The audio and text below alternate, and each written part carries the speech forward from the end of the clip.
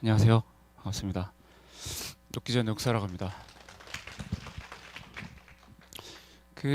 제가 사실 지금 이제 8시잖아요. 요 시간대 누군가랑 대화를 하거나 말을 이렇게 발화량이 많은 때가 잘 없어요. 왜냐면 저희 가게는 12시에 오픈이고 제가 가게에 보통 한 8시 반에서 9시에 가기는 하지만 혼자 보내는 시간을 보내는데 이제 거기다가 그래서 이제 목이 살짝 잠겨 있고 약간의 그 감기가 오고 있는 느낌이 있어서 뭔가 제가 원치 않는 중저음이 좀 나오고 있어요. 그래서 주무시지 않을까 이런 생각도 좀 살짝 드는데 보고 계신 분들도 제가 있다고 들었거든요. 그래서 제가 열심히 이야기를 드릴 테니까 잘 들으셨으면 감사하겠습니다.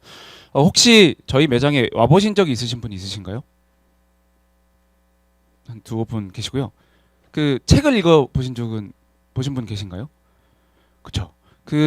매번 갈 때마다 원래는 그냥 일반 분들 이렇게 영역이 넓은 분들을 대상으로 할 때는 책을 읽으신 분들이 한 절반 그리고 가게 와보신 분들이 절반 정도 되는데 제가 꼭 드리는 말씀 중에 이렇게 안 와보신 분들이 많을 때 전 좀 좋은 게 우리가 보통 가게를 가거나 하면 예를 들어서 제가 오늘 여기 벽에 붙어 있는 휴넷의 스토리를 보고 어떤 제도들이 있는지를 봤거든요.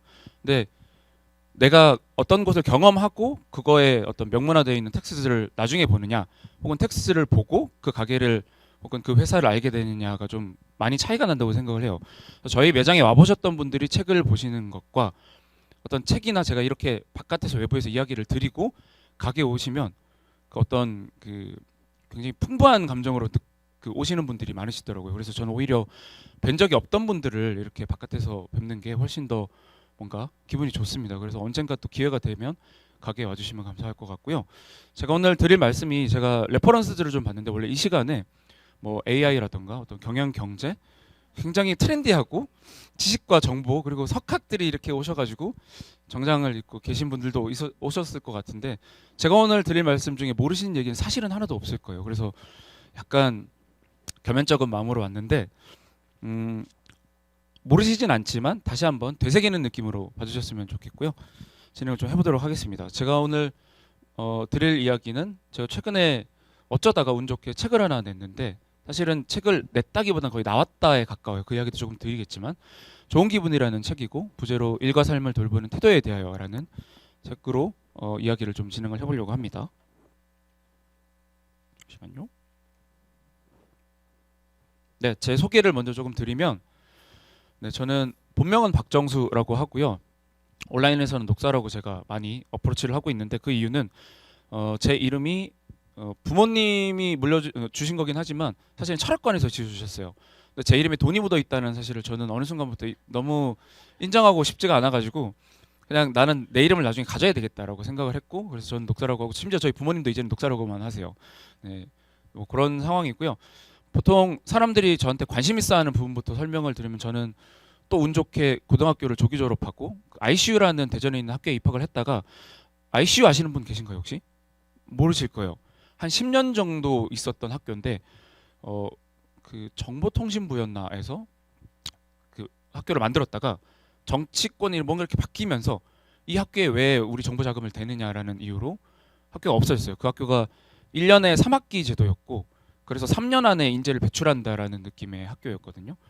그런 학교였는데 학교가 없어질 위기에 처하면서 카이스트랑 통합이 됐고 그래서 졸업은 카이스트로 하게 된 케이스인데 제가 저는 ICU 들어갔다 카이스트로 나왔어요라고 얘기하면 사람들은 집에 가서 카이스트만 기억을 하는 거예요.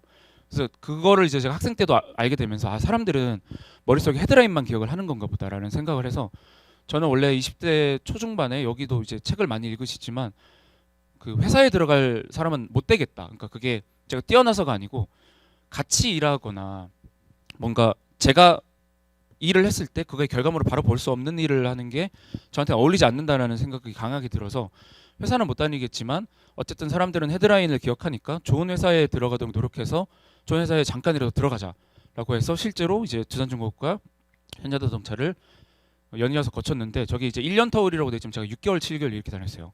그래서 정말 사무실에 가자마자 그 사무실에서는 한두 달 나머지는 연수 기간이었고요.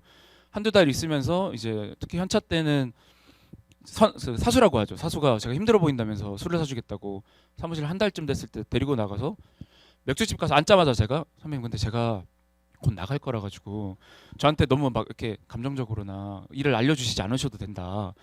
왜냐면 그분도 이제 이 일을 일상을 영위해 나가야 되는데 저 같은 파렴치한 사람 때문에 짐 빼는 건 좀 그렇잖아요. 그래서 그런 말씀을 드렸는데 지금은 잘 지내고 있습니다. 또 그래서 회사를 짧게 다녔었고 현대자동차를 제가 퇴사했던 때가 2월 29일이었어요. 올해도 윤년 윤달 윤일이 있죠. 그 2016년도 윤일이 있어서 그때 2월 29일에 퇴사를 하면서 뭔가 낭만적이잖아요. 그래서 저는 무슨 일을 하게 될지 정확히 모르겠지만 그때도 정확히는 몰랐어요. 1년 뒤에 뭔가를 하자라는 생각이 들었고 그래서 정확히 1년 뒤인 3월 1일에 가게를 열게 됐습니다.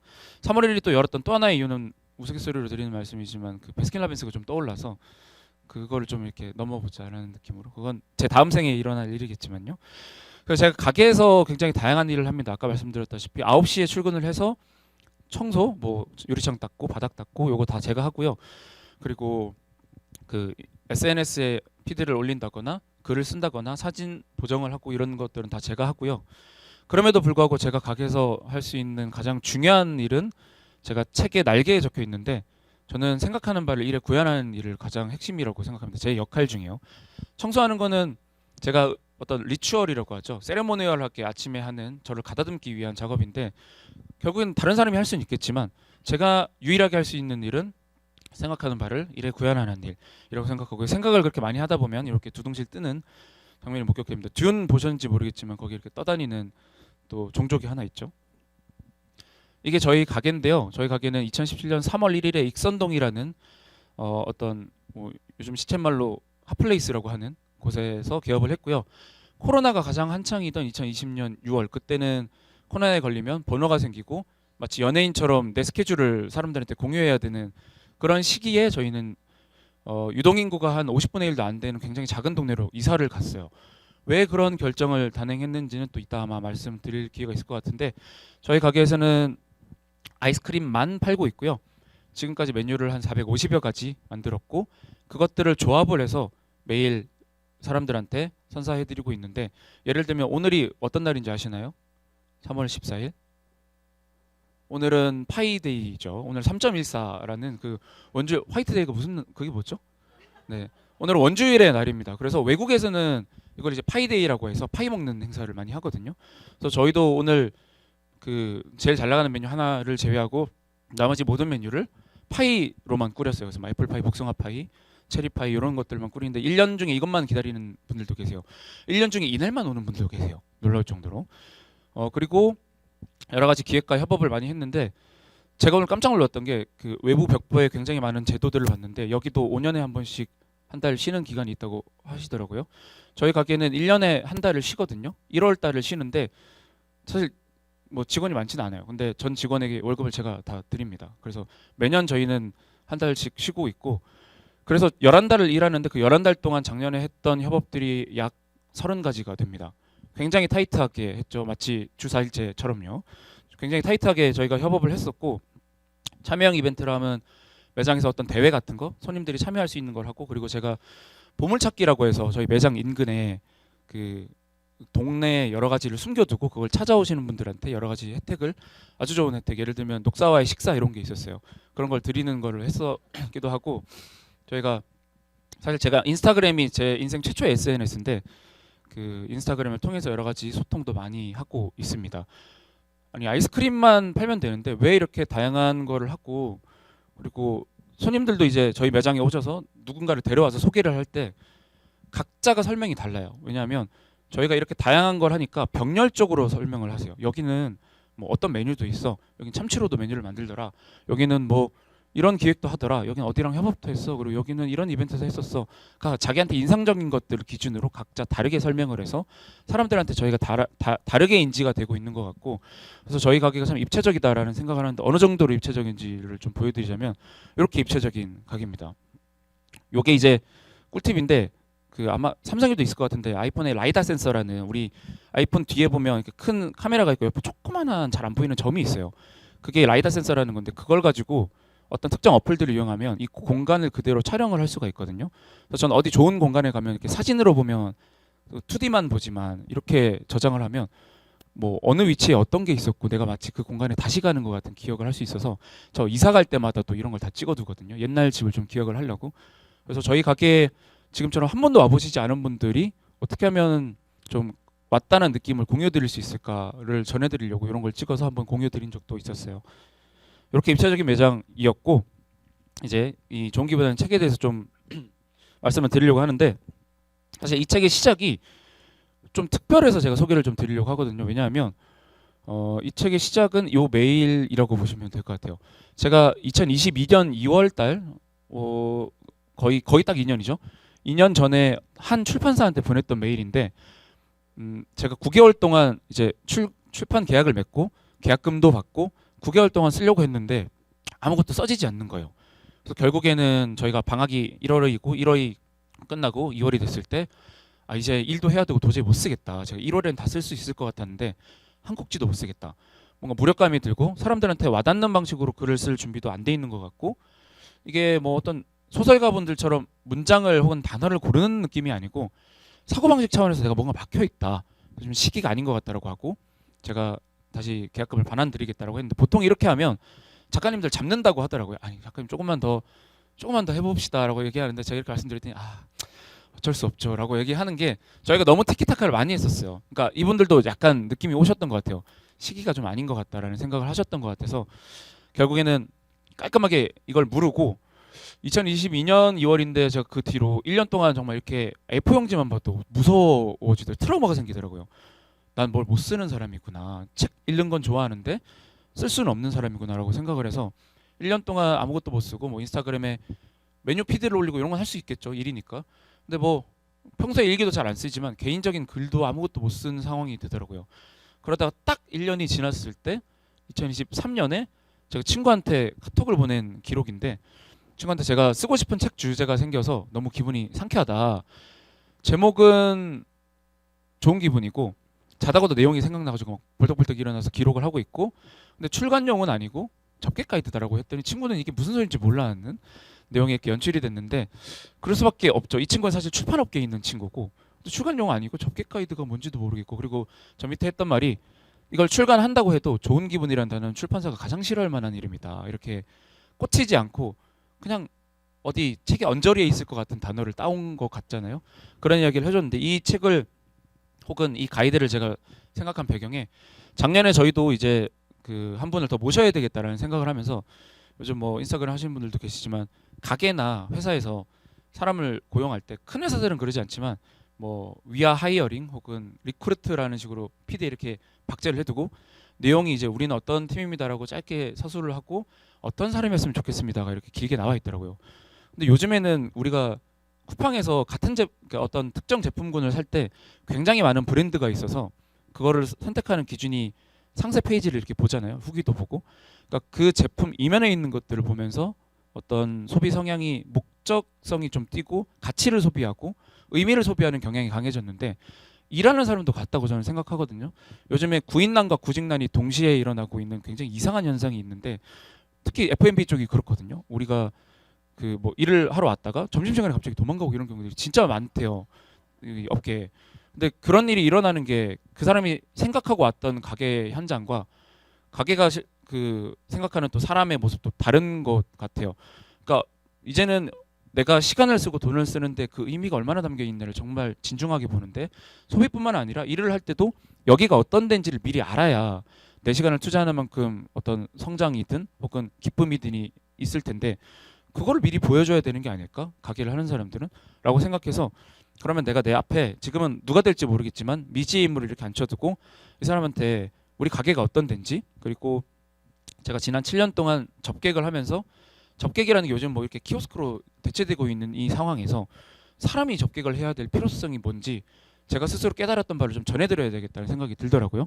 그래서 이렇게 누군가 앉혀놓고 얘기하고 있다고 생각을 했더니 갑자기 머릿속에 쓸 말이 너무 넘치는 거예요. 1년 동안 아무것도 못 쓰다가 소름이 돋을 정도로 뭔가 이야기가 빵빵 터지고 이걸 잡지 않으면 안 되는 수준이 온 거예요. 그래서 제가 손님을 이렇게 응대할 때 저희 응대에 대한 이야기니까 응대를 하다가도 생각이 나서 천천히 골라주세요 얘기하고 냅킨에다가 소재를 적고 메모장에 옮긴 다음에 다음날 아침 되면 청소 다 해놓고 빨리 이제 스타벅스 2층 제가 원하는 자리에 딱 앉아서 제가 이렇게 2천자씩을 써내려 갔는데 사실 여러분 2천자가 어느 정도 되는 글인지 아시나요? 되게 작거든요. 두 문단 정도 돼요. 근데 제가 이렇게 2천자씩을 매일 꾸준히 썼던 거는 사실 1년 동안 제가 아무것도 못 쓰면서 어떻게 하면 글을 쓸 수 있을까, 잘 쓸 수 있을까가 아니고 쓸 수 있을까를 고민을 했더니 여러 가지 책도 많이 읽고 그때는 책에 대한 책만 읽었어요. 스티븐 킹이라는 굉장히 유명한 최근에 작고하신 유명한 작가가 있는데 미국의 작가가 있는데 그분이 매일 2천자를 적었다는 거예요. 그래서 아 2천자만 적으면 나도 스티븐 킹처럼 작가가 될 수 있겠구나라고 했는데 이걸 다 하고 나서 알고 봤더니 2천자는 2000 words였어요. 그러니까 그 단어 2천 단어였던 건데 그렇게 되면 자수로 치면 한 2만 자 되거든요. 저는 그거를 오독해서 2천자라고 생각을 하고 아 나 이제 작가다 스티븐 킹 정도 됐다라고 생각을 했는데 나중에 그 좀 부끄러웠죠. 근데 부끄러웠지만 사실 저는 원래 작가가 아니고 이 정도가 저한테는 꾸준하게 할 수 있는 체력이었던 거예요. 그래서 이렇게 제가 33일 동안 썼습니다. 제가 데이터를 남기는 걸 좋아해서 33일 동안 썼고 이제 그 근로자의 날인 5월 1일에 사람들한테 저희가 사람을 이제 모집합니다. 근데 우리 가게가 어떤지 접객이 뭔지 알려드려야 되니까 이런 거를 읽고 오세요라고 온라인 그 구글 독스에다가 올려서 구글 독스에 편집 혹은 인쇄 다운로드가 불가능하게 보기만 할 수 있게끔 설정할 수 있거든요. 그래서 거기다가 올려두고 매장에는 또 PC를 따로 했어요. 근데 이걸 이제 읽고 지원을 하시면 됩니다라고 했는데 이게 164페이지였어요.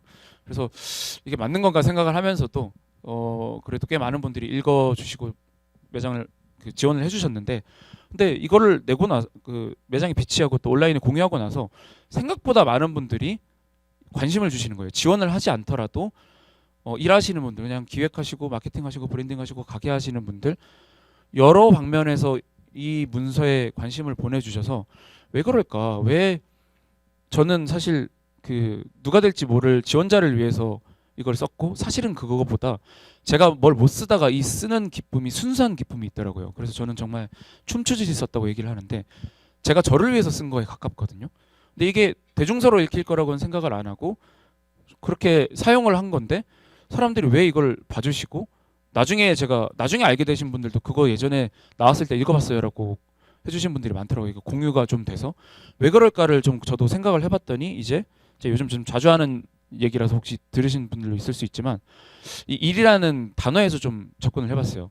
일이라는 단어가 저는 사물을 고지곳대로 보지 않는 거의 병적인 게 있어서 일이라는 단어를 상형 문자로 좀 인식을 해요. 상형 문자로 하면 어떤 형태를 글자로 딴 거잖아요. 사람 인자처럼. 근데 이 자음과 모음으로 이루어진 일이 우리가 이렇게 일이라는 글자를 써보면 0, 1, 2라는 숫자를 쓰면 그대로 일이 되더라고요.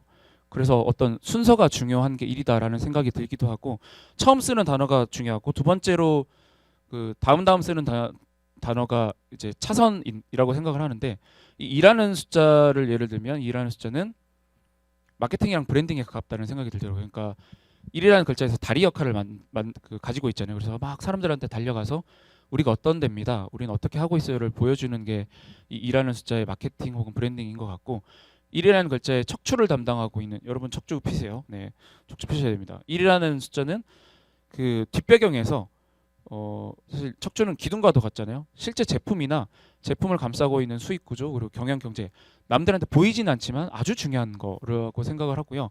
이 0이라는 숫자는 1이랑 2라는 숫자랑 다르게 내가 펜으로 이렇게 그리면 어디서 내가 점을 찍어서 시작을 했지를 모르게 돼요. 그러니까 시작도 없고 끝도 없고 빙글빙글 돌면서 계속 하고 있는 게 그게 그 제품을 둘러싸고 있는 제품 철학 말고 그걸 만든 사람의 철학이 아닐까라는 생각이 들더라고요.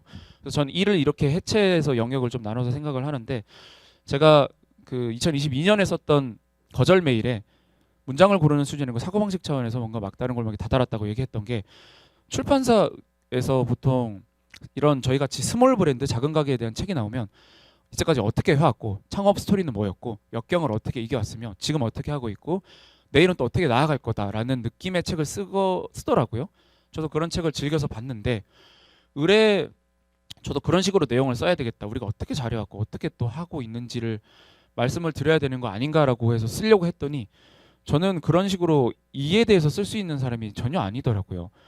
그래서 뭔가 막다른 골목에 다다랐다는 느낌이 있었던 것 같고 사실 그래서 이 책은 읽어보시면 아시겠지만 어떤 몇 년도에 우리가 뭘 해왔고 제가 어떻게 힘들었던 내용이 있기는 한데 그거를 표면적으로 드러내는 내용이 아니고 우리가 어떤 생각과 어떤 마음을 가지고 있어야 되는지를 제가 동료에게 전하기 위한 문서였기 때문에 어떤 철학에 대한 이야기에 가깝습니다. 그래서 이게 사실 시장에 여기도 책 많이 읽으시지만 시장에 이에 대한 책이 되게 많아요. 뭐 마케팅, 브랜딩 어떻게 해야 되는지 그런 내용의 책이 굉장히 많은데 사실은 영에 대한 이야기도 사람들이 원했던 것 같다라는 생각이 전 그제서야 들더라고요. 쓰고 보니까. 그리고 제가 책에 태도의 위기라는 얘기를 썼는데 요즘 굉장히 많은 카페에 가면 키오스크가 있죠. 근데 키오스크가 있는 건 좋은데 적재적소에 있는 건 좋은데 우리가 이렇게 거의 코앞에서 대면을 하는데 주문을 드리려고 하면 바로 옆에 있는 키오스크에서 주문하라는 이야기 하시기도 하시잖아요. 근데 그게 과연 정말 옳은 걸까? 거래라는 게 단순히 제품과 재화를 교환하는 게 아니고 교환하면서 부가이익이 전 창출된다고 생각하는데 그게 마음이라고 생각하거든요. 왜냐하면 자주 가는 동네 카페나 뭐 어떤 음식점에 가면 우리가 마음을 교류하는 현장들이 반드시 있거든요. 근데 그 좋은 하루 되세요라는 이야기 하나만으로도 최소 10분 혹은 길게는 제 하루가 채워지는 느낌이 들 때가 있다고 저는 생각을 해요. 그래서 이 교환 거래가 단순히 제품만을 위한 게 아닌데 요즘에는 제품만 교환하기 위해서 이렇게 키오스크가 있는 상황이 생기는데 그게 뭐 어르신들이 키오스크를 잘 못 쓰는 거 이런 문제가를 떠나서 어린아이든 어린이든 혹은 우리 소위 말해서 우리 동년배든 이걸 쓰는 게 자연스럽다라는 얘기는 우리 이제 교환 거래할 때 마음은 필요 없어라고 이걸 박아두는 것 같아서 판매자에게도 그렇고 소비자에게도 그렇고 그게 과연 올바른 일일까라는 생각이 들어서 그런 이야기들을 제가 가감없이 내용을 적었는데 이게 전 대중사가 될 줄 몰라서 마치 키오스크 반대론자처럼 이야기를 썼지만 사실 전 전기전자공학하고 전산 저 땐 전산이었어요. 코딩도 좋아하고 전자제품 굉장히 좋아합니다. 그래서 좀 머쓱하더라고요. 이게 나오고 나서 이런 이야기가 있어서 공감하시는 분들이 아마 이걸 좀 읽어주시지 않았나라는 생각이 들고요. 제가 와닿는 방식으로 글 쓸 준비가 안 돼 있었던 사람인 것 같다라고 얘기를 했지만 사실은 저조차도 즐겨 있는 브랜딩에 대한 책이 아닌데도 수요가 있었던 게 아닐까라는 생각이 좀 듭니다. 이 책의 장르로 말씀을 드리자면 그 저기 교보문고 가면 이 책이 자기계발 들어가 있는데 사실은 자기계발이기도 하지만 작은 가게에 대한 이야기니까 브랜딩에 대한 책이기도 하고 에세이적인 성격도 강해요. 근데 제가 출판사 대표님한테 카테고리를 설정할 때 죄송한데 이거 소설로 내면 안 되냐고 제가 말씀드렸어요. 왜냐하면 저는 사실은 어떤 이런 마음이나 기분에 대한 이야기를 썼지만 세상이 디스토피아로 흘러갈 거라고 믿는 사람이거든요. 좀 염세주의자예요. 제가 이런 책을 내게 됐던 건 세상을 전복하려고 그런 게 아니고 마치 산업혁명 때 그 러다이트 운동이라고 해서 기계 부시는 운동을 했잖아요.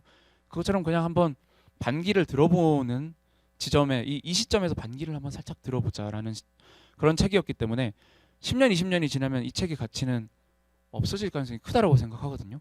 그럼 그때 되면 만약에 책이 남아 있으면 지금은 그 20년 뒤에 지금은 느낄 수 없는 옛날에는 거래를 이런 식으로 했대. 키오스크가 없었대. 어머 어떻게 하지? 그런 생각이 들어서 이건 판타지가 되지 않을까 앞으로 서서히. 소설로 내면 어떻겠냐 얘기를 했었고 당연히 까였습니다. 근데 어디로 들어가도 사실 좀 말이 되는 게 결국에 우리가 저런 책들을 읽는 본질적인 이유는 마음의 어떤 울림을 받기 위해서가 아닐까라는 생각이 들어요. 지식 정보도 있겠지만 마음의 울림을 받기 위해서라고 생각하는데 그 울림이라는 게 사실은 제가 이제 본격적으로 말씀드리고자 하는 기분에 대한 이야기인 것 같아요. 이 영화를 아마 보신 분들도 많을 거라고 생각이 되는데 아주 재미난 영화잖아요. 인사이드 아웃이라는 영화인데 이 영화는 저기 실루엣에 그려져 있는 사람이 있고 그 안에 나의 다양한 감정들이 시시각각 엎치락뒤치락하면서 어떤 감정이 표출될지를 이야기하는 영화거든요. 그래서 머릿속에서 막 싸우다가 어떤 친구가 이제 당돌하게 튀어나오고 그게 실제 제 모습에서 이런 기분으로 바깥에 표출이 되는 그런 영화고 이 영화는 이제 올해 여름에 이제 2를 개봉한다고 하더라고요. 1에서는 두려움이나 혐오, 슬픔, 기쁨, 분노 같은 친구들이 메인 캐릭터였고 2에서 또 여기 보시면 아래쪽에 다른 친구들이 있는데 이 친구들은 이제 시샘, 당황, 불안, 심심 같은 또 캐릭터들이 또 등장을 해요. 근데 원래 이 제작진이 밝혔던 여러 가지 감정 캐릭터들은 사실 정말 많았어요. 한 26가지 정도 있었는데 그중에 좀 특이한 것도 있어요. 타인의 고통을 보고 느끼는 쾌감이라는 이런 거 있을지 모르겠지만 이런 감정도 있었다고 하더라고요. 근데 이 영화가 픽사라는 그 스튜디오를 적자의 늪에서 구해주고 매출을 1조 원을 올린 영화였어요. 그러니까 굉장히 많은 전 세계 사람들이 공감을 했다는 얘기고 나이 국적 불문하고 언어를 불문하고 종교를 불문하고 이걸 감동을 받았다는 이야기는 그만큼 내 안에 들어있는 감정이나 기분이 중요하다는 이야기로 저는 해석을 했고요. 이 포스터 위쪽에 보면 진짜 나를 만날 시간 그리고 새로운 나를 만날 시간이라고 돼 있는 것처럼 사실은 기분이나 감정이 나의 매우 중요한 요소를 이루고 있고 저는 그 이 가이드에서 그리고 책이 된 이 가이드에서 모든 인간의 역사가 기분의 역사다라고까지 썼거든요. 그러니까 우리가 지금 여기 참여해 주신 것도 그렇고 지금 온라인으로 보고 계신 분들도 그렇고 혹은 책을 읽거나 음식을 먹거나 누군가를 만나서 데이트를 하고 결혼도 하고 혹은 여행을 가고 하는 모든 활동 자체가 어떤 기분을 목표로 한다고 저는 생각을 해요. 스스로 좋은 기분을 느끼기 위해서 그러한 행동들을 하고 내가 기회비용 중에서 결정을 하는 거라고 생각을 하거든요. 그리고 대부분의 우리 머릿속에 있는 기억들은 기분이 탑재돼 있다고 저는 생각을 해요. 우리가 며칠 전에 어디 갔던 거가 그냥 갔다라는 서술로 끝나는 게 아니고 그때 갔을 때 어떤 기분이었는지가 머릿속에 남아 있거든요. 그래서 기분이 기억이 된다고도 생각을 하고 그래서 내 기억의 역사도 그렇고 우리가 어떤 목표점을 세울 때 뭐 비트코인 투자해야 하나? 전 안 합니다. 투자해야 하나? 혹은 뭐 어디에 아파트 뭐 청약을 넣어야 되나 이런 것도 내 미래에서 그 어떤 결과물들을 보기 위해서 그 결과물을 봤을 때 내 기분을 지금 감안하는 거잖아요. 그래서 모든 인간의 결정 방식 자체가 기분과 밀접한 관련이 있다고 생각을 하고 제가 이 책을 내고 어떻게 찾다 보니까 알게 됐던 건데 불교 철학에서도 사실 사람을 주체로 인식 안 하고 그 주체 안에 있는 감정의 다발로 보더라고요. 인간은 감정의 다발이다. 그리고 데이비드 휴미라는 서양 철학자도 이런 비슷한 얘기를 했었고 그래서 이게 제가 어디 보고 얘기하는 얘기는 아니지만 비슷한 생각을 하는 사람이 있구나. 그 선대에 살았던 사람들도 그래서 저는 그 저만의 언어로 이제 이 얘기를 하고 있는데 사람은 결국에는 좋은 기분을 위해서 행동한다라고 느끼고 있고요. 제가 원래 가이드로 나왔을 때 아이패드로 그렸던 아주 못 그린 그림인데요. 저게 저희 가게거든요. 저희 가게에 오시는 분들이 어떤 상태였든 간에 그리고 매장에 오셔서 아이스크림을 드시든 저희가 만든 세트 리스트로 좋은 음악을 들으셨든 데이트를 하셨든 혹은 저희나 다른 사람들과 대화를 많이 나누셨든 나가실 때 어떤 기분이 좋아진 상태가 되면 저희는 성공했던 거라고 접객하는 사람한테 제가 이야기를 전하고 있거든요. 그게 우울했던 사람이 기분이 완전히 좋아진다가 아니에요. 우울했던 사람이 조금이라도 나아지면 된다라는 거죠. 그래서 플러스 방향인 거지. 그게 플러스 상태, 그러니까 4분면으로 보면 위쪽에 있는 게 아니고 조금 나아진 상태. 그래서 그게 기분차라는 얘기고, 우리가 우울한 사람한테 위로를 해줬을 때 너 이제 기분이 어때라고 했을 때 나 완전 좋아라고 하지는 않잖아요. 좀 나아졌다라고 하지. 저희는 그 관점에서 가게를 굉장히 많이 들여다보고 있어요. 이 기분을 좀 더 낮게 만들어 드리는 거, 기분차를 높이는 게 어떤 대기업 혹은 뭐 예를 들면 스타벅스에서 이야기하는 고객 만족과 비슷한 거 아니냐라고 생각을 하실 수도 있고 처음에 제가 가이드를 준비하면서 좀 참고를 했을 때도 그 고객 응대 매뉴얼이 이렇게 온라인에 있는 게 있거든요. 근데 생각보다 그런 대기업들이 고객 응대 매뉴얼이 엄청 잘 돼 있어요. 눈물이 나올 만큼 감동적인 파트도 있고 되게 멋져서 제가 처음에는 뭐야 그럼 우리 쓸 거 없고 그냥 여기서 좀 베끼면 되겠다고 생각을 했는데 굉장히 중요한 차이가 있더라고요. 그게 뭐냐면 대형 브랜드들은 일하는 사람이 누가 될지를 사실 알 수가 없잖아요. 그걸 다 케어하기 힘드니까 일하는 사람이 누가 될지도 알 수 없고 손님들도 좀 불특정 다수인데 저희 같이 작은 가게들은 일하는 사람이 정해져 있죠. 오늘 누구 일하는지 제가 다 알고 있고 어떤 분들이 평일을 채우실지도 알고 있어요. 지금 이제 개강을 해서 그 가게 인근에 있는 서강대 학생분들이 1,500끼리 오는 경우가 되게 많거든요. 그럼 제가 작년에 봤던 후배가 또 다른 사람을 데리고 이렇게 끌어오는 모습을 이제 요즘 보고 있어 좀 되게 즐거워요. 그런 것들이 약간 좀 늠름해져 있는 모습이. 그래서 누가 올지도 대충은 알고 누가 일하는지 알 때 우리가 드디어 챙길 수 있는 것이 지금 내가 전하려는 이 사람과 나의 현재 요즘 지금의 상태를 파악을 할 수가 있더라고요. 아까 기분차라는 말씀을 드렸는데 이 차이라는 단어는 제가 자꾸 이과라서 이런 단어를 쓰지만 항이 두 개가 있어야 되잖아요. 차이라는 말은. 그래서 내가 그러니까 이 가게를 나설 때 어떤 기분일지에 대비해서 지금의 기분을 반드시 알아야 된다고 생각을 하거든요. 그래서 저는 제가 출근을 일찍 해서 그 가게를 정리하는 것도 기분을 다듬는 거고 정리를 끝나면 1시간에서 1시간 반 정도 시간이 남는데 오픈 시간이 12시가 되기 전까지 저는 제 기분만 들여다봐요. 그래서 산책을 하기도 하고 책을 읽기도 하고 음악을 듣기도 하고 유튜브를 보기도 하고 자기도 합니다. 그래서 어떻게 하면 내 기분이 지금 최고조로 할 수 있는 한 최고조로 끌어들여서 들어오시는 손님들한테 그걸 전할 수 있는지를 이야기를 많이 하려고 해요. 그래서 이 나와 손님의 현재성을 들여다볼 수 있는 게 제가 이 가이드에 좀 적었던 내용이고요. 우리가 사실 많은 분들이 좋아하는 일을 하려고 하잖아요. 요 개념도 저는 그 인간의 모든 역사가 기분이라고 했으니까 이것도 기분으로 전 설명을 드리는데 어, 좋아하는 일을 하면 우리가 일상에서 뭐 예를 들면 영화를 보거나 맛있는 걸 먹으러 가는 게 당연히 기분이 나아지기 위함이잖아요. 근데 그걸로 해소가 안 되는 사람들이 있어요. 정말 압도적인 기분의 차이를 느끼고 싶어 하는 사람들이 있는데 그 사람들이 자기가 하루에 8시간, 10시간을 보내는 일에서 아주 극단적인 기분의 차이를 원하는 사람들이라고 생각을 하거든요. 그런 사람들은 꼭 좋아하는 일을 하려고 하시더라고요. 저도 마찬가지고 좋아하는 일을 하는 사람들은 이렇게 기분의 차이가 커지기 때문에 그 기분을 전달해지기가 드리기가 훨씬 수월해져요. 그리고 사실 굉장히 당연한 얘기인데 이 기분이라는 단어가 사실은 기운 기자에 나눌 분자로 되어 있어요. 그러니까 기분이라는 단어 자체에 이미 기운이 나눠진다라는 느낌이 있거든요.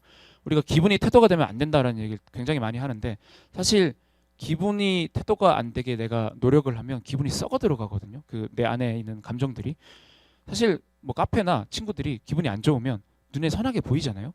그리고 그거를 태도가 되지 않게 하려는 시도나 노력들이 보이잖아요. 그거만큼 속은 문드러져 가거든요. 그래서 저는 제가 주장하는 거는 기분은 태도가 될 수밖에 없으니까 자연스럽게 놔두고 좋은 기분이 좋은 태도가 되도록 놔두는 게 맞다. 그래서 그 기분 상태를 해석하지 않은 상태에서 태도가 되지 않도록 막는 게 중요한 게 아니고 내가 하루를 들여다봤을 때 아침에 일어났을 때 뭐 출근을 할 때 일을 할 때 어떤 기분인지를 들여다보고 좋은 기분을 만든 다음에 그게 자연스럽게 손님한테 나눌 분자처럼 넘어가도록 해야 되는 게 어떤 일의 순리라고 저는 생각을 하거든요. 그래서 계속 기분에 대한 이야기를 스스로도 그리고 동료들에게도 하고 있습니다. 그래서 어떤 결론적으로 말씀드리면 나와 상대방의 기분 차이, 그러니까 지금과 또 어떻게 낫게 해드릴까를 의식을 하고 스스로 좋은 삶을 살면서 좋은 기분을 나누면 그게 지속 가능한 가게라고 생각을 해요. 지속 가능한 가게라는 게 굉장히 중요한 게 가게 하시면 우리가 그 내가 1, 2년을 하려고 구상을 하고 집기를 사고 사업자 등록증을 받으러 가고 1, 2년 안에 망하고 이러려는 게 아니잖아요.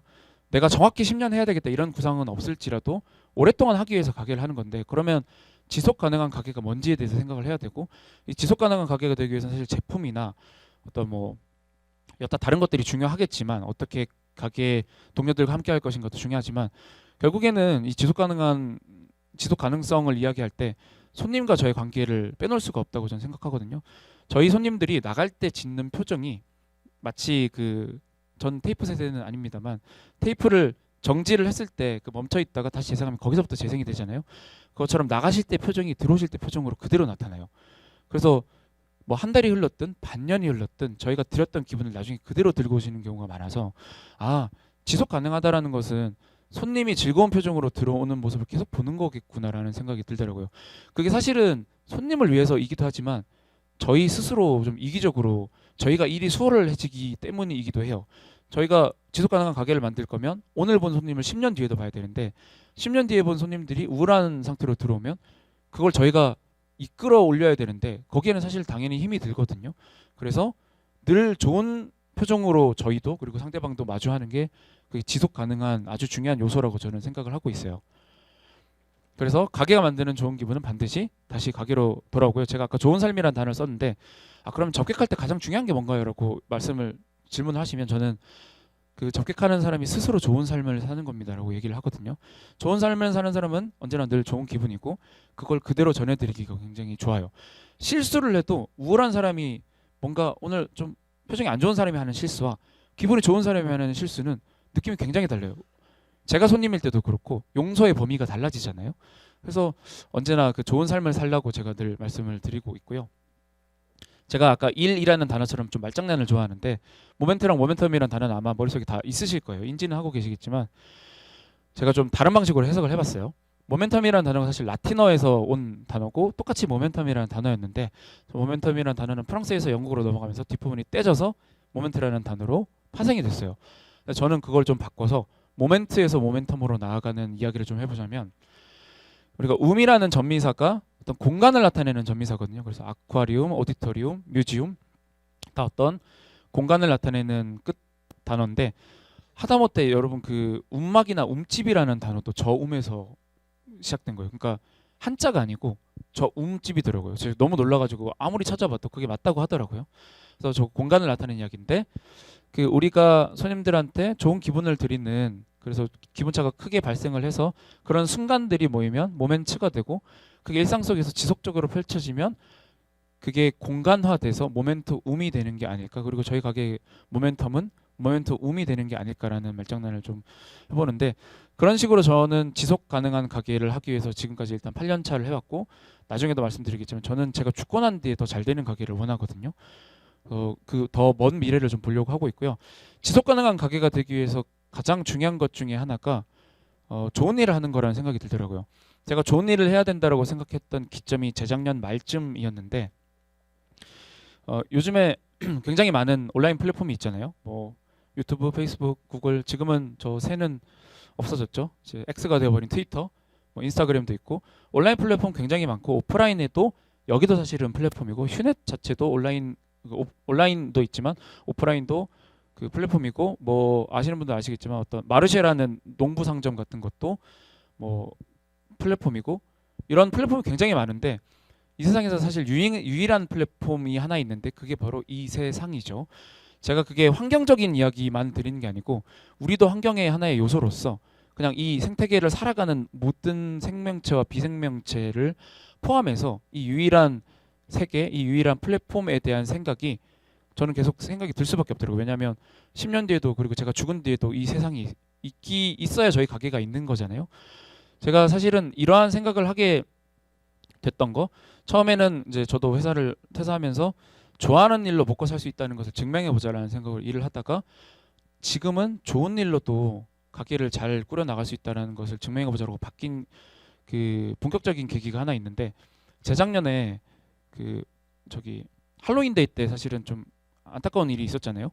사실은 저희 같이 그냥 동네에서 5.5평 가게랑은 좀 무관하지만 뭐 저희 손님과도 연관된 일도 있었고 그러면서 지금 저도 좀 개인적으로 충격을 받으면서 저희는 사실 아이스크림 팔지만 아까 기획 같은 것도 많이 하는 게 단순히 즐거움만 드리려는 게 아니고 우리가 어떻게 살아가면 이 가게의 바깥에서의 삶이 더 긍정적일 수 있을까 그래서 즐거운 마음으로 들어올 수 있을까에 대한 생각을 굉장히 많이 하는데 우리가 역할을 좀 못했나 하는 생각까지 드는 거예요. 왜냐하면 우리가 단순히 한 날짜 오늘도 아까 화이트데이라고 말씀하셨지만 일상을 그냥 아무렇지 않게 뭐 동기부여 안 하고 의미 없이 살다가 특정 날짜들에 기대서 사는 게 요즘 현대인들이 좀 많이 살아가는 방식인 것 같더라고요. 그래서 한 날짜 뭐 크리스마스 시즌 혹은 할로윈 데이 어떤 특정한 날짜들을 기다리면서 사는 게 사실 좀 옳지 않다고 보거든요. 우리가 매일을 제가 미분적 분을 좀 좋아하는데 매일을 시간 단위로 쪼개서 촘촘하게 사는 게 행복의 아주 중요한 요소라고 생각을 하는데 특정 날짜들에 기대서 사람들이 이렇게 움집을 해서 뭐 여러 가지 이유가 막 안전상 이유도 있었지만 이상하게 좀 자책감이 드는 거예요. 그래서 그날 이후로 내가 지속 가능한 가게를 생각을 하면서 이제는 사람들이 어떻게 하면 일상을 좀 더 탄탄하고 즐겁게 살 수 있을까에 대한 고민을 해보자라는 생각이 들었고 그래서 이제는 좀 좋은 일을 해야 되겠다라는 생각이 들어서 제가 원래 굉장히 좋아하는 키워드가 진지함과 유머라는 키워드예요. 저는 사람이 굉장히 숭고한 말도 할 수 있어야 되지만 욕짓거리도 할 수 있어야 되고 마치 데미안의 악마 그 천사처럼 양분을 다 가질 수 있는 사람이 멋진 사람이라고 생각하는데 진지함과 유머가 그 좀 반대되는 키워드라고 생각을 해서 그 두 개로 가게에 플레이를 많이 했었는데 저희가 이제는 특히 작년 기점으로는 태도나 공동체에 대한 이야기를 굉장히 많이 하고 있어요. 그래서 이게 의미가 달라진 게 아니고 제가 일을 하다 보니까 초심이 바뀌어서 의미가 확장됐다고 생각해요. 사실 저는 초심이라는 단어를 좀 경계하는 게 처음 시작했을 때 마음은 굉장히 저도 성숙하지 않았던 상태일 수 있잖아요. 그래서 뭐 순수함 자체는 저도 너무 좋아하고 전 여전히 지금도 사실은 사람들 만나는 것도 좋아하지만 가게에서 오픈하기 전에 제가 가끔 만들어야 될 때가 있는데 그때 음악 들으면서 제조할 때만큼 행복할 때가 없거든요. 그 아이스크림을 탄생시키는 순간이 되게 즐거워요. 근데 지금 이제 제가 그 초심을 그래서 좀 경계를 하는데 저는 처음 초자를 안 쓰고 그래서 뛰어넘을 초자를 써요. 그래서 계속 그냥 거듭나는 초심이 되어야 되지 않을까라는 생각을 하고 있고 제가 또 자주 그 지속 가능한 가게를 이야기하면서 드리는 말씀이 성장과 생장에 대한 이야기인데 저는 성장 대신 생장을 해야 된다고 이야기를 하거든요. 사실 생물학적으로는 저 성장이나 생장이 다른 이야기는 아니에요. 그냥 한자에서 따온 건데 저는 성장을 동물적인 성장이라고 보고 생장을 그 식물적인 생장이라고 보는데 대표적인 사례가 성장은 저 친구예요. 저 친구 물고기인데 아프리카 킬리피시라는 그 척추동물 중에서 가장 빨리 성장하는 친구예요. 저 친구는 딱 3주를 사는데 2주 동안 빠르게 체세포를 늘리고 3주 차 때 알을 낳고 그리고 보통 저렇게 가뭄이 다시 들어서 죽습니다. 그리고 그 알이 건조한 환경에서 살아가는데 아마 그 연배 중에서 이제 어렸을 때 시몬키라고 해서 그 파우치 안에 들어있는데 그걸 까가지고 이렇게 그냥 파우더인데 물속에 넣으면 갑자기 생명체가 나타나는 그런 걸 아시는 분들도 계실 거예요. 모르시는 분들도 계시겠지만 실제로 뭐 완전 여담이지만 논에서 바싹 마른 그 논 흙을 캐가지고 물에 담그면 손가락만한 크기의 아주 원시 생물이 다시 자라나요. 그러니까 그런 생물들이 있거든요. 건조한 환경에서도 알로 몇 년 동안 사는 친구들이 있는데 얘네들이 아마 그 중에서 가장 큰 친구들일 거예요. 물고기임에도 불구하고. 근데 이렇게 체세포를 성장을 해서 인간도 그렇지만 모든 동물이 그렇지만 가장 비대하게 커진 다음에 다시 수축과 노화를 반복하면서 사라지는 건 이런 식으로 산을 그리는 형태의 성장이잖아요. 그리고 굉장히 많은 이런 스몰 브랜드나 어떤 타 브랜드들이 저긴 지금 1위크, 2위크, 3위크라고 돼 있지만 1, 2년 때 급속도로 성장을 하고 3년 차 때 근데 그 가게 혹은 그 브랜드 요즘 어떻게 됐지 왜 안 보이지 해서 찾아보면 좀 이렇게 슈링크 돼 있거나 아니면 없어지는 경우도 굉장히 많더라고요. 근데 과연 그게 올바른 방식의 삶과 브랜드일까? 우리가 정말 3년 차 때는 이게 없어지기 위해서 이렇게 열심히 해왔던 걸까를 생각해 보면 당연히 그렇지 않을 거잖아요. 그래서 사실 저희 가게에서 일을 한다는 것 자체는 결국에는 저희 가게 일은 제 일상이거든요. 제 일상이 행복해야 되는 거니까 어떻게 성장해야 될까 생각했을 때 나무처럼 성장하면 되지 않을까라는 생각이 들더라고요. 이 친구는 전 세계에서 네 번째로 큰 나무인데 제너럴 셔먼이라는 이름의 자이언트 세콰이어 종입니다. 이 친구는 높이가 84m고 무게가 1900톤이고 25세기를 살았어요. 이런 나무들은 저희가 이렇게 제너럴 셔먼 앞에 가가지고 자 크는 거 한번 보자라고 하면 1년을 기다려도 절대 크는 게 안 보일 거예요. 왜냐하면 너무나 느린 속도로 반응하고 커나가고 있기 때문이죠. 그래서 사실 나무들은 그리고 다른 식물들은 이렇게 아주 자기한테 필요한 만큼만 커나가고 동물들은 겨울이 되면은 굉장히 허덕이잖아요. 먹을 게 없어서. 근데 식물들은 겨울이 되면 그 외부에 저 나이테라는 게 사실은 죽은 외피고 그 껍질들을 만들어 둔 다음에 자기 안에 있는 생명력으로 기다리잖아요. 그리고 동물들은 아까 말씀드렸던 것처럼 피크 포인트가 있는데 식물들은 매년 이제 곧 그 개화식이죠. 매년 꽃을 피우잖아요. 그래서 인생이 한 지점을 찍는 게 아니고 매년 이렇게 리듬감 있게 사는 게 일도 그렇고 내 삶도 그렇고 그게 맞겠구나. 그리고 그게 좀 생장에 가깝겠구나 라는 생각이 들어서 그럼 우리 가게는 이제 생장을 해야 되겠다는 생각이 들더라고요. 제가 책에서 생장의 왜냐면 지금도 요즘엔 저도 생장이라는 단어에 대해서 스스로 좀 연구를 하고 있어요. 뭐가 생장일까? 책에서는 제가 3가지를 적어놨는데 일단 하나는 절대 무리하지 않는다요. 제가 편두통이 좀 있어서 머리가 아플 것 같으면 저 멀리서 경적 소리가 들려요. 이제 기차가 오는 것 같은. 내가 이거를 지금 그대로 진행하면 머리가 엄청나게 아프겠구나라는 생각이 들고 저는 그래서 정신적인 개운한 상태를 유지하는 게 되게 중요한 사람이거든요. 그래서 뭔가 이 일이 나한테 줄 가치가 경제적인 거든 혹은 명예든 머리가 아플 것 같고 이게 좀 무리라는 생각이 들면 저도 그렇고 동료들도 그렇고 그 일 하지 않아요. 그게 어떤 경제적인 가치가 있더라도 저희가 작년에 협업을 많이 하긴 했지만 그 많이 했던 데는 또 이유가 있는데 저희가 한 10월 달부터는 이제는 너무 많이 했다라고 해서 들어오는 모든 메시지들을 다 막았거든요. 저희는 이제 그게 매출에 도움이 된다고 하더라도 그냥 저희 내부에서 오리지널 컨텐츠로 그냥 영업을 조용히 하겠다라고 저희가 선언을 했었고 사실 저희가 올해는 그 올 초의 시작부터 올해는 협업을 하지 않겠다라고 선언을 했어요. 왜냐하면 저는 협업이나 요즘에는 모든 마케팅들이 사실 사람한테 굉장히 많은 호르몬이 있지만 요즘에는 단 하나의 호르몬만 쓰면서 살고 있죠. 도파민만 쓰면서 살고 있잖아요. 여러분 아침에도 쇼츠랑 릴스로 아침을 깨우셨죠. 그래서 이제 마케팅 하시는 분들이 알게 된 것 같아요. 사람한테는 굉장히 많은 감정이 있고 많은 호르몬이 있는데 도파민만큼 빠르게 원래 도파민은 열심히 막 전쟁을 해서 뭘 승리를 하고 성취를 하고 얻었던 건데 성취가 시각적인 걸로 많이 해소가 빠르게 되기 시작했잖아요. 이걸 통해서 사람들이 뭔가 구매욕을 일으키고 할 수 있다는 걸 깨닫고 도파민만 자극하는데 협업이라는 것도 사실은 머릿속에 뉴런에 저장돼 있는 내가 알고 있는 브랜드와 다른 브랜드가 새로 뉴런에 저장하기엔 너무 힘들어요. 요즘 브랜드가 너무 많아서 알고 있던 이 브랜드들이 갑자기 원래 연결성이 없었는데 연결이 되면서 그 사이를 엮고 있던 시냅스가 반응을 하면서 정기적인 자극이 온 거죠. 그래서 사람들한테 자극을 줄 수 있다라는 걸 사람 마케팅 하시는 분들이 이 인류 호모사피엔스 역사 20만 년 만에 드디어 깨달은 것 같은데, 그게 과연 이 도파민을 일으켜서 사람들한테 즐거움을 주는 게 장기적인 관점에서 옳은 걸까? 우리 가게가 반드시 해야 되는 일일까 생각했을 때 전 아니라고 생각을 했어요.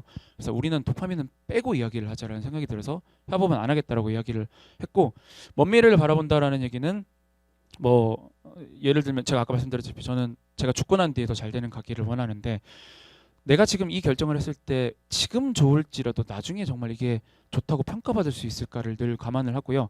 재작년에 저희가 우크라이나 사태가 겨울에 퍼지고 오픈을 하면서 모든 재료의 가격이 올랐죠. 그래서 모든 가게가 읍소를 했었죠. 저희 죄송하지만 가격을 올릴 수밖에 없다. 저희 가게도 2022년 2월에 다시 오픈을 하면서 가격을 올린다고 말씀을 드렸어요. 근데 언제 올리느냐? 1년 뒤에 올리겠다. 그러니까 남은 1년 동안 잘 이용해 달라. 그 1년 동안 가격이 어떻게 오르든 그건 우리가 감내하겠다라고 메시지를 던졌어요. 그러니까 제가 늘 저희 손님들은 본인보다 자주 보는 분들이 많아요. 저희를 매일같이 오시는 분들도 많거든요. 이렇게 데일리 베이스로 보는 분들이 어떤 비용적인 충격을 드리는 것도 좀 그렇고, 늘 이렇게 아름다운 이야기를 나누는데 감정적으로도 좀 어색하기도 하고 해서 1년이라는 시간 동안 더 이용해 주시고 1년 뒤에 올리겠다는 약간은 뒤쪽을 바라보는 메시지를 좀 던졌었고, 계절의 변화를 의식하고 순응한다는, 저희가 업종이 아이스크림이라서 그런 것도 있지만 저는 이 일을 하기 전부터 겨울에 쉬는 일을 바랐어요. 왜냐하면 우리가 이렇게 온도가 추우면 따뜻하게 만들고 따뜻하면 차갑게 만드는 정온의 공간에서 일을 한 게 산업혁명 이후죠. 200년이 채 안 됐는데, 농업을 시작하고 난 다음에 이래로 아주 오랜 시간 동안 겨울은 휴직이었어요. 그래서 우리 몸은 그렇게 발전을 하지 못했고, 겨울 되면 막 움츠러들고 정신적으로도 뭔가 생각이 많아지기도 하잖아요. 가을도 그렇고. 저도 좀 그게 강한 사람이라서 겨울에는 쉬어야만 하는 사람이라고 생각을 했었거든요. 그래서 겨울에 쉬는 게 어색하지 않은 직업을 택하자라고 생각을 했었고, 그래서 아이스크림을 택했던 이유도 있어요. 그래서 저희는 여기도 제가 놀랐던 게, 아까 이제 5년에 한 달씩 쉰다고 했지만 저희도 이제 1년에 한 달 겨울을 쉬어 나가고 있고, 매년 봄, 여름, 가을에 식물처럼 다시 꽃을 피우려고 재미난 일들을 벌이고 있어요. 그런 방식으로 저희 가게는 흘러가고 있고요.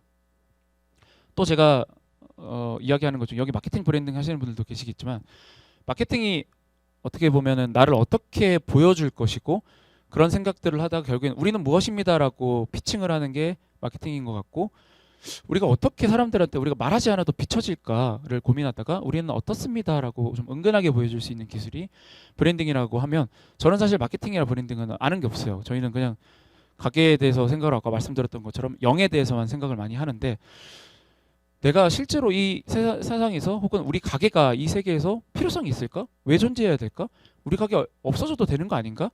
이런 생각까지 하는 게 그 제가 말하는 생작의 영역인 것 같고, 결론적으로 우리는 왜 존재합니다를 계속해서 이야기하는 게 생작이라고 생각하는데, 이게 사실은 학문적인 게 아니고 어떤 뭐 개인적인 생각이다 보니까 뭐 적을 말이 없어서 제가 빙이라고는 적어놨어요. 마케팅이나 브랜딩은 사실은 이제는 학문의 영역이잖아요. 그래서 그런 학문들을 하면, 이게 학문화되면 주변을 보게 되더라고요. 이 브랜딩이라는 단어를 해석하기 위해서 어떻게 하고 있는지를 계속 주변부를 보게 되는데, 이렇게 내가 어떻게 존재할 것인가를 생각하면 주변을 볼 필요가 없더라고요. 내가 어떤 사람이지? 난 어떻게 감각을 소화하고 내 외부의 것들과 감촉하는가를 느끼는 거가 거의 전부더라고요. 그래서 저도 사실 책을 많이 읽긴 하지만 큰 영향을 안 받고 계속 저에 대한 생각 혹은 저의 기분만 많이 들여다보는 사람입니다. 근데 이게 생장이라는 게 사실 너무 그 어떤 돈 버는 것과 동떨어진 얘기가 아니냐라고 생각을 하실까봐 들고 온 건데, 이야기를 하는 건데, 사실은 요즘에는 생장이라는 가치가 오히려 성장에 가까운 것 같아요. 제가 좋아하는 야마가치 슈라는 작가님이 계신데, 그분이 비즈니스의 미래라는 책에서 이제 고원 사회라는 이야기를 해요. 사실 경제 발전은 이제는 거의 멈출 수밖에 없다. GDP도 이제는 멈출 수밖에 없다. 그런 수치적인 거 멈출 수밖에 없고, 기술 개발도 끝났고, 우리가 이렇게 고원에 당도한 상태에서 어떻게 나아가야 되는가에 대한 이야기를 역설한 책인데, 사실은 이제 고도 성장을 이루기에는 제조업은 쉽지 않잖아요. 그러니까 우리가 뭐 특히나 저희 같이 작은 가게들은 뭐 나아가는 게 이게 엄청 크게 걸어갈 수는 없어요. 저희가 일상을 영위하면서 살아가는 이야기를 할 수밖에 없는데, 생장하면 성장한다는 이야기를 가장 멋지게 하신 분이 저는 이본 시나드 파타고니아 회장이라고 생각을 합니다. 그분이 책에서 목차에도 적혀 있어요.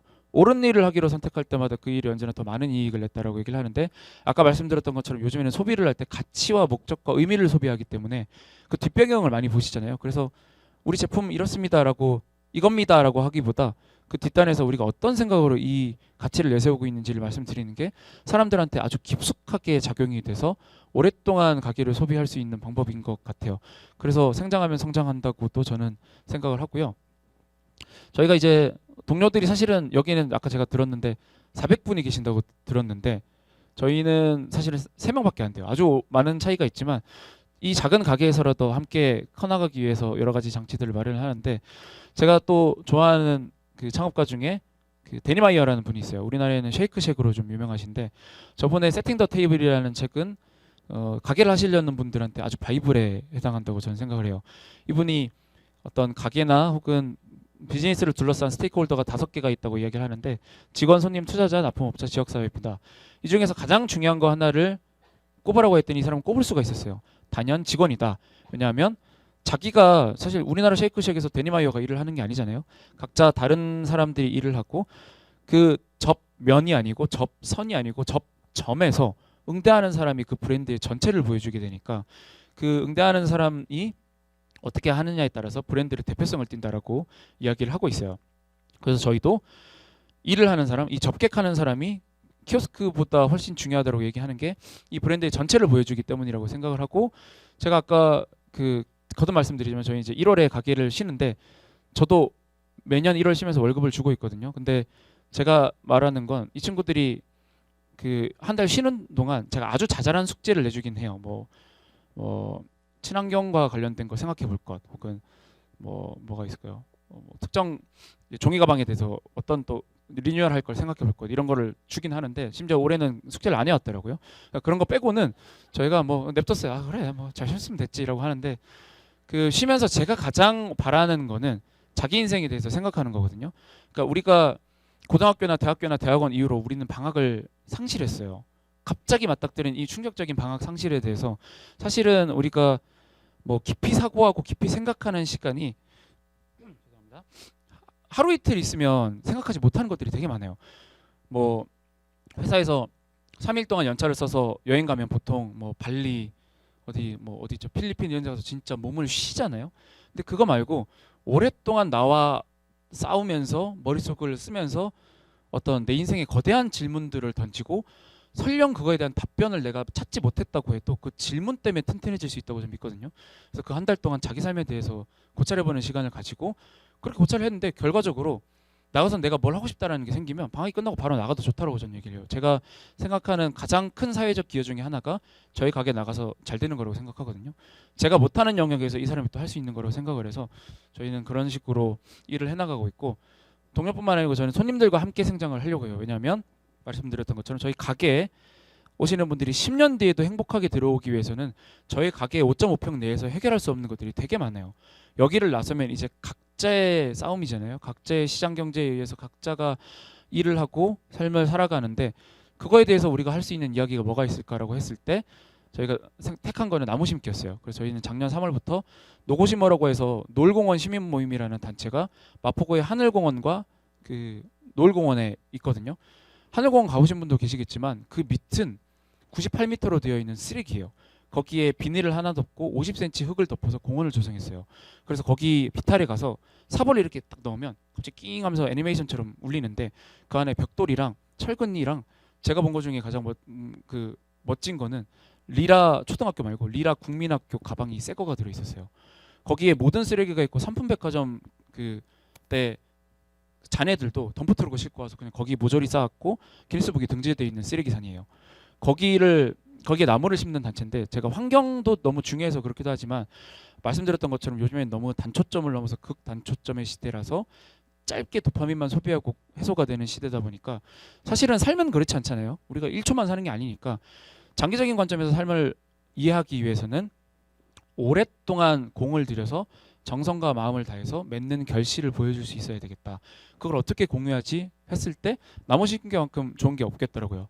저 뒤에 있는 나무들이 그 도토리를 하나를 이렇게 땅에 심으면 한 15년이면 저렇게 자라요. 그러니까 10년이면 이미 내 키를 훌쩍 넘기거든요. 그 결과를 내가 아주 작은 행동으로 자라나는 걸 봤을 때 얻는 마음에 분명 정서에 고양감이 있을 거라고 저는 믿거든요. 그래서 손님들과 그런 행사를 매달 하고 있고 올해도 계속 지속해서 하고 있습니다. 그리고 아까 3월 14일 말씀드렸는데 저희가 그 협업은 안 하지만 올해 여러 가지 날짜의 장치들을 좀 마련했어요. 전 세계에 있는 굉장히 특이한 날짜들도 많이 마련해서 의미 전달을 좀 할 날짜들을 만들었고 올해 제 키워드는 사람들을 즐겁게 만드는 날짜 말고 건강하게 울 수 있는 날을 좀 기억해보자라고 생각을 해서 뭐 유서 쓰는 거라던가 이런 거 좀 만들고 있고 여기 아까 제가 좀 놀랐던 게 낮잠 제도가 그냥 제도가 아니고 낮잠을 자도 된다라고 말씀을 하시는데 제가 가장 원하는 것 중에 하나가 낮잠 제도거든요. 전 낮잠 힘을 크게 믿어가지고 내일이 사실 세계 수면의 날이에요. 그런 날짜가 있거든요. 그래서 내일 저희 가게에서 손님들 아랑곳 않고 제가 좀 낮잠을 자려고 해요. 그 동료들과 함께.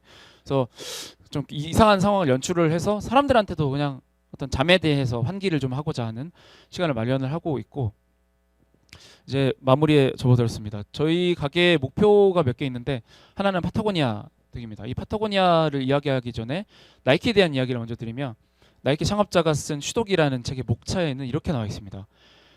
62년 그리고 63년에 뭘 했고 64년에 뭘 했고 75년에 뭘 했고 이렇게 연도별로 적혀 있는데 사실 브랜드 일대기를 적으면 당연할 수밖에 없어요.